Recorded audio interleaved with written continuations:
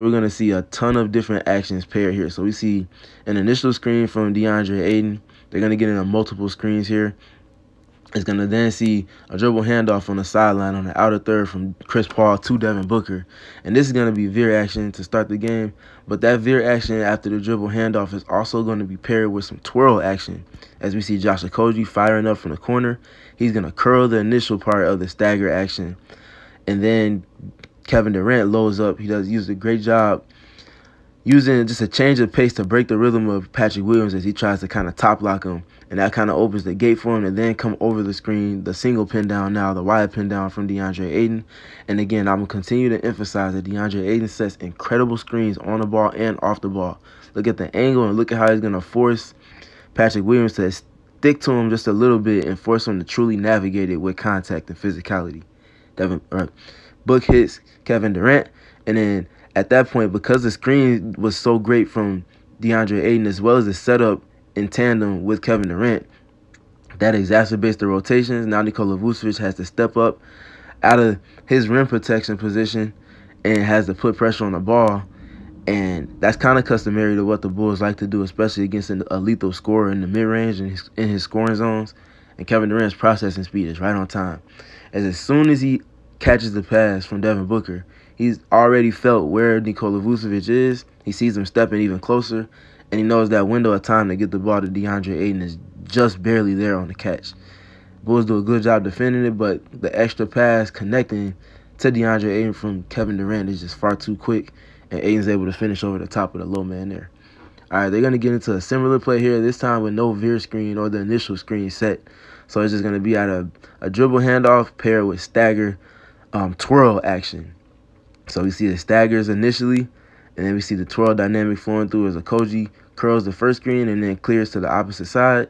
Then we see the wide pin down from DeAndre Ayton for Kevin Durant. Again, great job from Ayton on the screen, making sure he gets a piece of Patrick Williams. Not too much, but just enough for Durant to get the catch.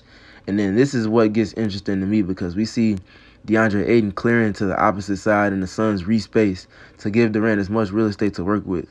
I always wanted to see what DeAndre Ayton would be doing, whether he would be screening or he would just be clearing to the opposite dunker spot for a rebound potentially. On this rep, he's doing the latter here. So he's clearing to the opposite dunker spot. He's kind of chilling.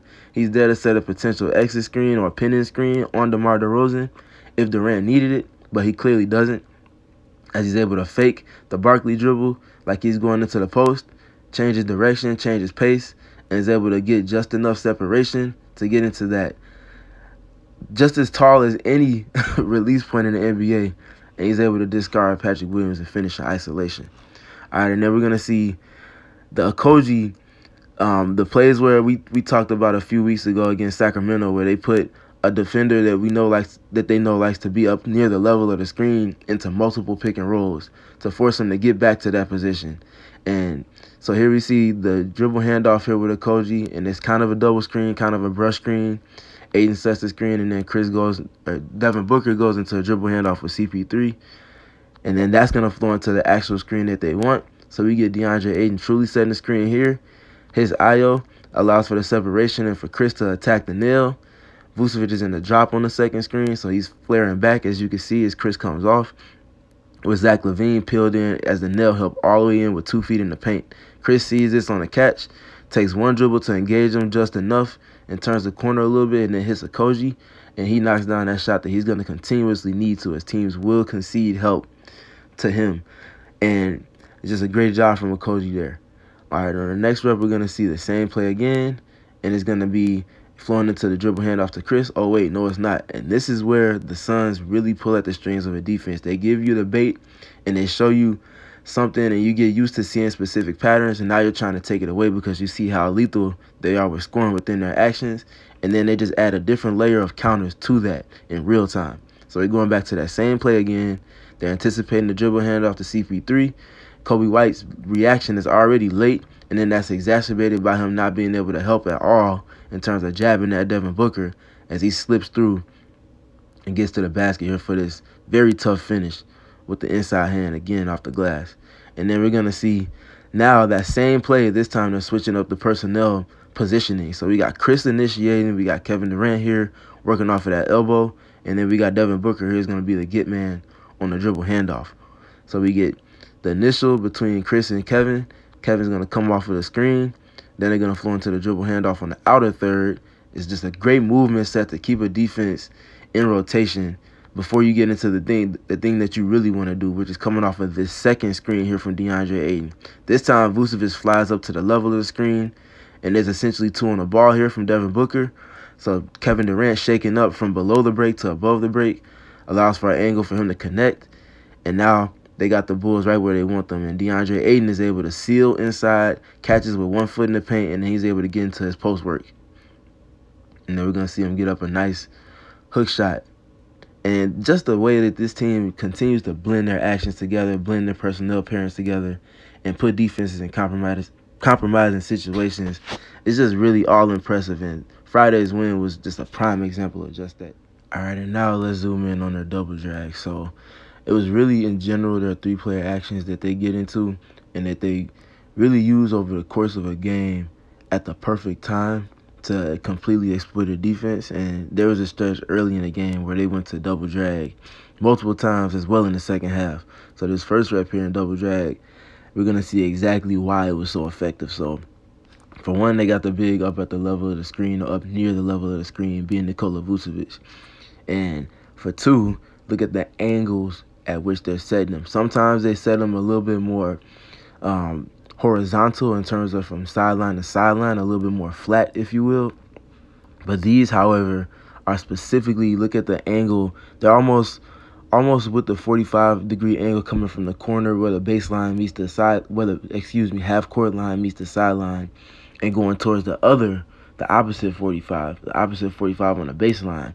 You can kind of see they're a little bit more vertical than they are horizontal. And that's specifically for Chris to get straight downhill and attack the defender of DeAndre Ayton, being Nikola Vucevic, and put pressure on the corner of the paint.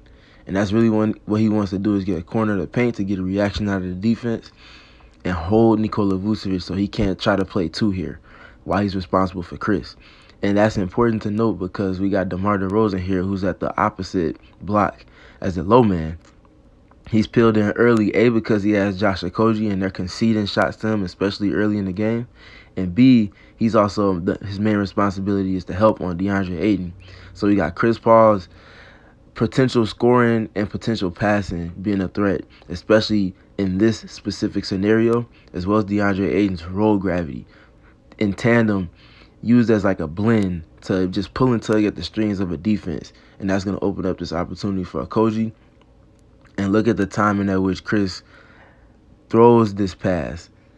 He waits until DeRozan puts both feet. He's 2'9" initially as he comes off the second screen. He waits for DeRozan to commit. He takes those extra steps in to kind of jab at and potentially load up to tag the roller DeAndre Ayton. And that's when Chris throws the pass, exacerbates the coverage of the defense. Okogie has all day to lace him up, line him up, and knock it down. All right, this next rep, Okogie's now in the bottom right corner. He switches with Devin Booker for this rep. So now we see, okay, last time I mentioned that the double drag, the 77 screens were more vertical than horizontal. These are more flat here. And we're going to see it still generates a similar advantage. DeAndre Ayton sets a great screen again, and then his roll gravity is going to pull in Kobe White this time. And Chris is going to get a corner of the paint again and threaten the drop coverage of Nikola Vucevic. Fires that pass again as Kobe White commits, puts both feet in the paint. He sees him rotating over to get onto DeAndre Ayton.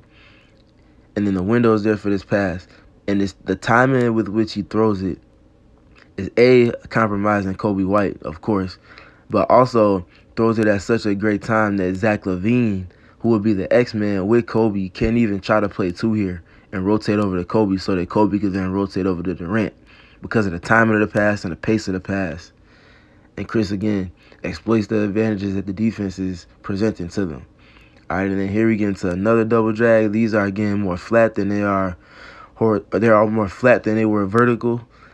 And again, we got Vucevic in a deeper drop than he was on the last couple of reps. This time, he's both feet well inside the 3-point line. And Chris comes off of here It changes the angle a little bit, but Chris manipulates it with the space by using this yo-yo dribble. So again, I mentioned that the yo-yo dribble is extremely fancy, yes, and it's unique. But even past being fancy and being unique, it's effective. So essentially what the yo-yo dribble is doing in this scenario is it's allowing him to buy time.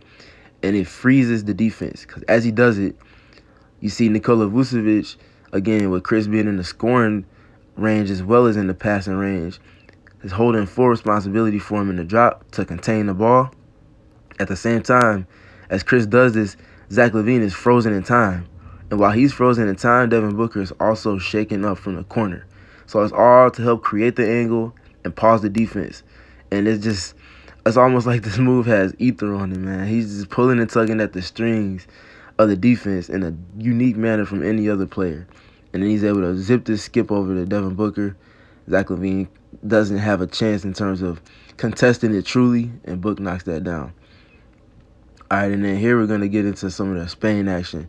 So we got Alex Caruso top blocking Devin Booker here, as we see. So Book decides off of the wide action to just reject it, and that's where they flow into the three-player dynamic of it. So we got the stack alignment, and then as Payne comes off, we see Devin Booker nail Nikola Vucevic with a perfect angle on the screen to allow for DeAndre Ayton to get into the roll. Cam Payne doesn't elect to toss it over the top because Zach LaVine is kind of peeled in early as a low man with Torrey Craig there in the corner that he's responsible for at the top of the screen in the top right. So we see Devin Booker set the screen, and the screen creates the advantage because now they're forced to switch it because of DeAndre Ayton's the potential of that pass. They can't be late on that rotation. And then in addition to that, now they're allowed to stretch the defense of the Chicago Bulls. Devin Booker retrieve dribbles, assesses the defense as they try to load up in the passing lanes and in the driving lanes for him to kind of try to shrink the floor. And he does a great job of attacking the initial top foot of Nikola Vucevic. As you see him hit the top foot with his crossover, breaks his rhythm, the defensive rhythm, gets him to open up the gate, and then he attacks. Does a great job again navigating the hand help as well, getting into a pickup point where he's comfortable scoring from. Uses that momentum to get into this incredible finish. Like, look at the contest from Caruso with verticality. And Devin Booker still plays the glass extremely well with the inside hand finish off the floater. Just incredible. All right, and then this next rep here, this final rep here, we're going to see them in Spain again towards the end of the game where they started to put the nail in the coffin. They induced a switch, and then Chris just exploits it and attacks it. And they really just put defenses in compromising situations time and time again, just with the blend of actions and sets that they run, and now even more so with the personnel pairings that they can use in those scenarios. I'm really looking forward to seeing when they start to use Kevin Durant, Devin Booker, and Chris Paul, all three of them in these scenarios and these actions, to really begin to pull and tug at the strings of a defense. But as it stands, it's completely lethal and it's extremely effective. And we saw them have their best offensive, statistically their best offensive showing of the season against a team that's had the second best defense since the turn of the calendar this year.